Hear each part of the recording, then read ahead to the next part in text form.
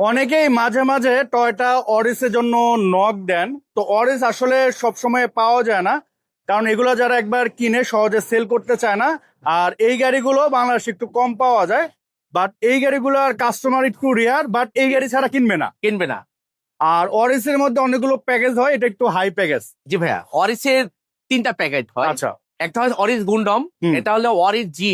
আচ্ছা আপনার জিতে হচ্ছে আপনার মডেলিস্টটা বডি কিট বডি পাবেন, কিট। পুশ স্টার্ট পাবেন, হুম।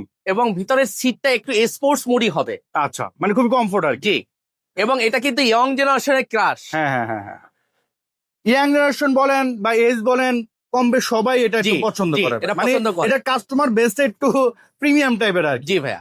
আর ইন্টেরিয়র কিন্তু মার্শাল্লাহ অনেক ফ্রেশ। যদিও আমরা দেখাচ্ছি গাড়ি, এই যে সিট গুলা যেটা ভাই বললো জি, যে এটা জি। স্পোর্টস শেপ, জি, তো এখানে বসে কিন্তু আসলে খুবই কমফোর্ট পাবেন জি, ড্রাইভিং জি, যে করবেন জি। বা পাশে যে বসবেন।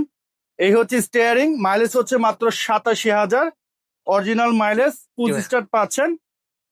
এবং এটা কিন্তু তেলের গাড়ি ভাইয়া। এটা হচ্ছে 100% তেলের গাড়ি। আর আমি এই পর্যন্ত যতগুলা গাড়ির ভিডিও করছি, আমি কোনো গাড়িতে সিএনজি পাইনি। সব গাড়ি হচ্ছে আমি দেখছি জি, তেলে। আসলে এই গাড়িগুলো যারা ইউজ করে হ্যাঁ তেলে ছাড়া আসলে খুব চালায় আমার আচ্ছা। কাছে মনে হয়। এবং ভিতরটা দেখেন একদম ফ্রেশ। দেখেন, হ্যাঁ যেগুলো দেখেন, এই চাকা বেরই করে না এখন পর্যন্ত। দেখেন। আর একটু ডাস্ট পড়ে আছে যেহেতু শোরুম, এগুলো আপনাদের নেওয়ার সময় এগুলো কিন্তু একবার ওয়াশ পলিশ করে ভাইয়া, দিবেন। মেইন রোডের সামনে তো আর ওপেন হ্যাঁ। স্পেস। আপনি যদি সকালে পরিষ্কার করে হুম। 2 ঘন্টা পরে এসে দেখবেন যে মনে ময়লা হয় হয়ে যে গেছে। 2 দিন মনে হয় রাজশাহী থেকে ঘুরে আসছি। হ্যাঁ হ্যাঁ হ্যাঁ। আর এখন তো ঢাকা শহরে এমনি অনেক ডাস্ট।